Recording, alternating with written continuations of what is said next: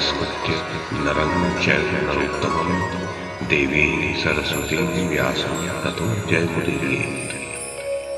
ओम नमो भगवते वासुदेवाय, ओम नमः पितामहाय, ओम नमः प्रजापतिभ्यः, ओम नमः कृष्णद्वैपायनाय, ओम नमः सर्वविघ्नविनायकेभ्यः।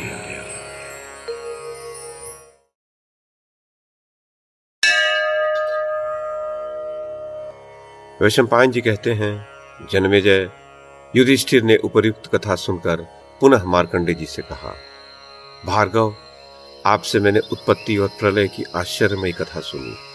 अब मुझे कलयुग के विषय में सुनने का कौतूहल हो रहा है। कली में जब संपूर्ण धर्मों का उच्छेद हो जाएगा, उसके पश्चात क्या होगा?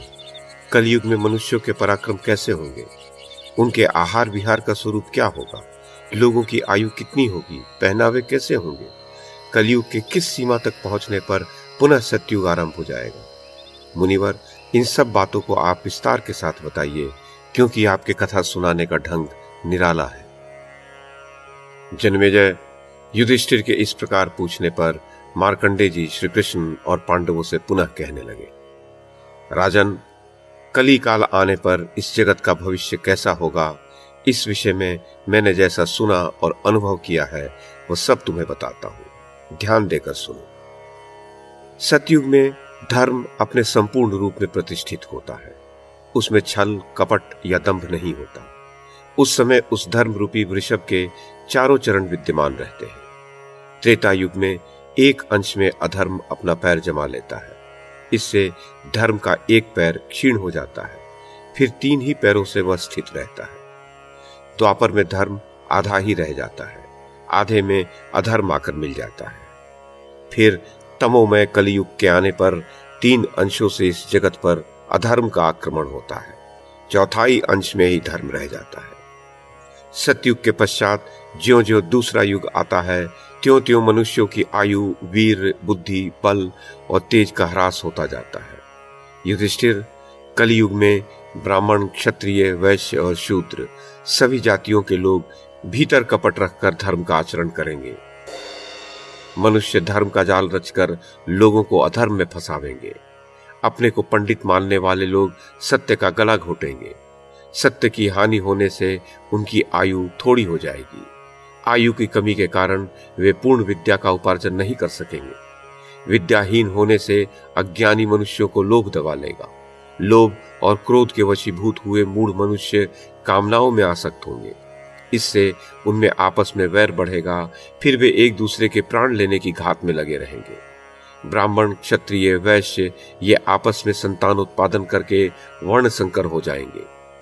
इनका विभाग करना कठिन हो जाएगा। ये सभी तप और सत्य का परित्याग करके शूद्र के समान हो जाएंगे। कलयुग के अंत में संसार की ऐसी ही दशा होगी। वस्त्रों में सन के बने हुए वस्त्र अच्छे समझे जाएंगे। धानों में कोदों की प्रशंसा होगी। उस समय पुरुषों की केवल स्त्रियों से मित्रता होगी। लोग मछली मांस खाएंगे और बकरी भेड़ का दूध पिएंगे। गौओं का तो दर्शन दुर्लभ हो जाएगा। लोग एक दूसरे को लूटेंगे, मारेंगे। भगवान का कोई नाम नहीं लेगा। सभी नास्तिक और चोर होंगे। पशुओं के अभाव में खेती बाड़ी सब चौपट हो जाएगी। लोग कुदाल से खोदकर नदियों के तट पर अनाज बोएंगे। उनमें भी फल बहुत कम मिलेगा। ब्राह्मण लोग व्रत नियमों का पालन तो करेंगे नहीं, उल्टे वेदों की निंदा करने लगेंगे। शुष्क तर्कवाद से मोहित होकर वे यज्ञ होम सब कुछ छोड़ देंगे। लोग गायों और 1 साल के बछड़ों के कंधों पर जुआ रखकर हल में जोतेंगे। और सब लोग अहम ब्रह्मास्मि कहकर बड़ी बकवाद करेंगे। तथापि जगत में कोई भी उनकी निंदा नहीं करेगा। सारा जगत म्लेच्छवत व्यवहार करेगा। सत्कर्म और यज्ञ आदि का कोई नाम भी न लेगा। समस्त विश्व आनंदहीन, उत्सव शून्य हो जाएगा। लोग प्रायः दीनों, असहायों और विधवाओं का धन हर लेंगे। क्षत्रिय लोग तो जगत के लिए कांटा बन जाएंगे। मान और अहंकार में चूर रहेंगे। प्रजा की रक्षा तो करेंगे नहीं, उनसे धन ऐंठने के लिए लोभ अधिक रखेंगे। राजा कहलाने वाले लोगों को मात्र प्रजा को दंड देने का शौक रह जाएगा। लोग इतने निर्दयी हो जाएंगे कि सज्जन पुरुषों पर भी आक्रमण करके उनके धन और स्त्री का बलात् से उपभोग करेंगे। उन्हें रोते बिलखते देखकर भी दया नहीं आएगी। न तो कोई किसी से कन्या की याचना करेगा और न कोई कन्यादान ही करेंगे। कलयुग के वर कन्या अपने आप ही स्वयंवर कर लेंगे। उस समय के मूर्ख और असंतोषी राजा सब तरह के उपायों से दूसरों के धन का अपहरण करेंगे। हाथ हाथ को लूटेगा, अपने सगे संबंधी ही संपत्ति का हरण करने वाले हो जाएंगे। ब्राह्मण, क्षत्रिय और वैश्यों का नाम भी नहीं रह जाएगा, सब एक जाति के हो जाएंगे। भक्षा भक्ष का विचार छोड़कर सब लोग एक सा ही आहार करेंगे। स्त्री और पुरुष सब स्वेच्छाचारी होंगे, वे एक दूसरे के कार्य और विचार को सहन नहीं कर सकेंगे। श्राद्ध और तर्पण उठ जाएगा, न कोई किसी का उपदेश सुनेगा, न कोई किसी का गुरु होगा, सब अज्ञान में डूबे रहेंगे। उस समय मनुष्य की अधिक से अधिक आयु 16 वर्ष की होगी। 5-6 वर्ष की ही अवस्था में कन्याएं गर्भवती होकर संतान उत्पन्न करेंगी। 7-8 वर्ष के बालक स्त्री समागम करके संतान उत्पादन करने लगेंगे। अपने पति से स्त्री और अपनी स्त्री से पति संतुष्ट नहीं होंगे, दोनों ही अतृप्त रहकर पर पुरुष और पर स्त्री का सेवन करेंगे। व्यापार में कर विक्रय के समय लोभ के कारण सभी सबको ठगेंगे।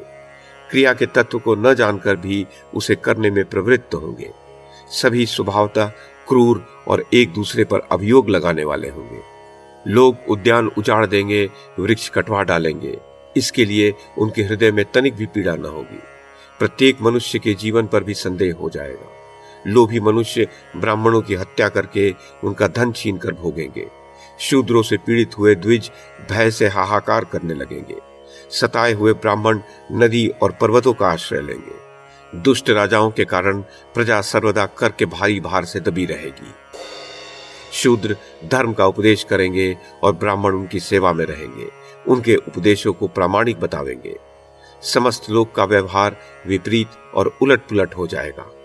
लोग हड्डी जड़ी हुई दीवारों की पूजा करेंगे, देव मूर्तियों की नहीं। उस समय के शूद्र द्विजातियों की सेवा नहीं करेंगे। महर्षियों के आश्रम, ब्राह्मणों के घर, देवस्थान, धर्म सभा आदि सभी स्थानों की भूमि हड्डियों से जड़ी हुई होगी। देव मंदिर कहीं नहीं होंगे। युधिष्ठिर, यही सब युगांत की पहचान है। जिस समय अधिकांश मनुष्य धर्महीन, मांसभोजी और मद्यपान करने वाले होंगे, उसी समय इस युग का अंत होगा। उस समय बिना समय की वर्षा होगी। शिष्य गुरुओं का अपमान करेंगे, सदा उनका अहित करेंगे। आचार्य धनहीन होंगे, उन्हें शिष्यों की फटकार सुननी पड़ेगी। धन के लालच से ही मित्र और संबंधी अपने निकट रहेंगे। युगांत आने पर समस्त प्राणियों का अभाव हो जाएगा। सारी दिशाएं प्रज्वलित हो उठेंगी, तारों की चमक जाती रहेगी, नक्षत्र और ग्रहों की गति विपरीत हो जाएगी। लोगों को व्याकुल करने वाली प्रचंड आंधियां उठेंगी। महान भय की सूचना देने वाले उल्कापात अनेक बार होंगे। एक सूर्य तो है ही, 6 और उदय होंगे और 7 एक साथ तपेंगे। कड़कती हुई बिजली गिरेगी, सब दिशाओं में आग लगेगी। उदय और अस्त के समय सूर्य राहु से ग्रस्त सा दिख पड़ेगा। इंद्र बिना समय की ही वर्षा करेगा। बोई हुई खेती उगेगी ही नहीं। स्त्रियां कठोर स्वभाव वाली और कटुभाषिणी होंगी, उन्हें रोना ही अधिक पसंद होगा। वे पति की आज्ञा में नहीं रहेंगी। पुत्र माता पिता की हत्या करेगा। पत्नी अपने पुत्र से मिलकर पति का वध कर डालेगी। अमावस्या के बिना ही सूर्य ग्रहण लगेगा। पथिकों को मांगने पर भी कहीं अन्न, जल या ठहरने के लिए स्थान नहीं मिलेगा। वे सब ओर से कोरा उत्तर पाकर निराश हो रास्तों पर ही पड़े रहेंगे। कौवे, हाथी, पशु, पक्षी और मृग आदि युगांत के समय बड़ी कठोर वाणी बोलेंगे। मनुष्य मित्रों, संबंधियों तथा अपने कुटुंब के लोगों को भी त्याग देंगे। स्वदेश त्याग कर परदेश का आश्रय लेंगे। सभी लोग हा तात, हा वत्स इस प्रकार दर्द भरी पुकार मचाते हुए भूमंडल में भटकते फिरेंगे। युगांत में संसार की यही अवस्था होगी। उस समय एक बार इस लोक का संहार होगा। युधिष्ठिर, इसके पश्चात कालांतर में सतयुग का आरंभ होगा।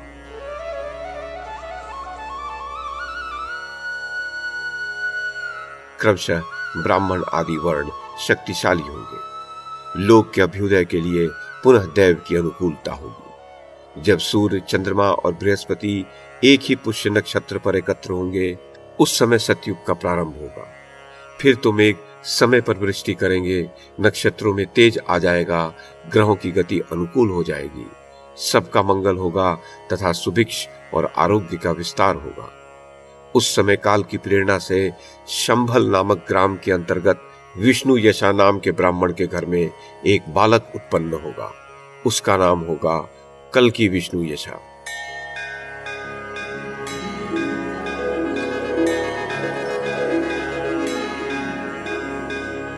वह ब्राह्मण कुमार बहुत ही बलवान, बुद्धिमान और पराक्रमी होगा। मन के द्वारा चिंतन करते ही उसके पास इच्छानुसार वाहन, अस्त्र शस्त्र, योद्धा और कवच उपस्थित हो जाएंगे। वह ब्राह्मणों की सेना साथ लेकर संसार में सर्वत्र फैले हुए म्लेच्छों का नाश कर डालेगा। वही सब दुष्टों का नाश करके सतयुग का प्रवर्तक होगा। धर्म के अनुसार विजय प्राप्त कर वह चक्रवर्ती राजा बनेगा और इस संपूर्ण जगत को आनंद प्रदान करेगा।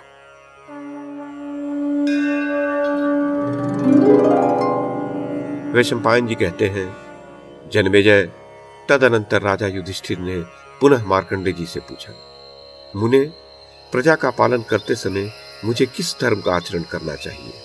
मेरा व्यवहार कैसा हो जिससे मैं स्वधर्म से भ्रष्ट न हो? मार्कंडेय जी बोले, राजन, तुम सब प्राणियों पर दया करो, सबका हित साधन करने में लगे रहो, किसी के गुणों में दोष न देखो, सदा सत्य भाषण करो, सबके प्रति विनीत और कोमल बने रहो, इंद्रियों को वश में रखो, प्रजा की रक्षा में सदा तत्पर रहो, धर्म का आचरण और अधर्म का त्याग करो, देवताओं और पितरों की पूजा करो। यदि असावधानी के कारण किसी के मन में विपरीत कोई व्यवहार हो जाए तो उसे अच्छी प्रकार दान से संतुष्ट करके वश में करो। मैं सबका स्वामी हूं, ऐसे अहंकार को कभी पास न आने दो। तुम अपने को सदा पराधीन समझते रहो। तात युधिष्ठिर, मैंने तुम्हें जो ये सब धर्म बताया है, इसका भूतकाल में भी धर्मात्मा पुरुष पालन करते रहे हैं और भविष्य में भी इसका पालन आवश्यक है। तुम्हें तो सब ज्ञात ही है, क्योंकि इस पृथ्वी पर भूत या भविष्य ऐसा कुछ भी नहीं है जो तुम्हें ज्ञात न हो। प्रसिद्ध कुरुवंश में तुम्हारा जन्म हुआ है, अतः मैंने तुम्हें जो कुछ बताया है उसका मन, वाणी और कर्म से पालन करो। युधिष्ठिर ने कहा, द्विजवर, आपने जो उपदेश दिया है वह मेरे कानों को मधुर और मन को बहुत ही प्रिय लगा है। मैं प्रयत्न पूर्वक आपकी आज्ञा का पालन करूंगा। प्रभो, धर्म का त्याग होता है लोभ और भय आदि से। मेरे मन में न लोभ है न भ्रम। इसी प्रकार किसी के प्रति डाह या जलन भी नहीं है। अतः आपने मेरे लिए जो कुछ भी आज्ञा की है सबका पालन करूंगा।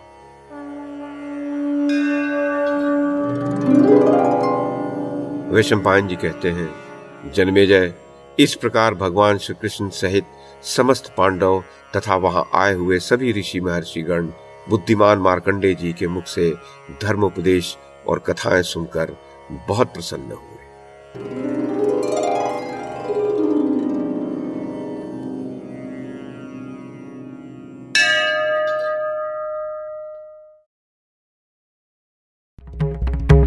YouTube के माध्यम से महाभारत की कथा को एक श्रृंखला के रूप में प्रस्तुत करने का हमारा ये प्रयास यदि आपको सराहनीय लगा हो तो कृपया इस कड़ी को लाइक और शेयर करें, चैनल को सब्सक्राइब करें और बेल आइकन को दबाएं। साथ में अन्य लोगों को भी देखने के लिए प्रेरित करें। धन्यवाद और नमस्कार।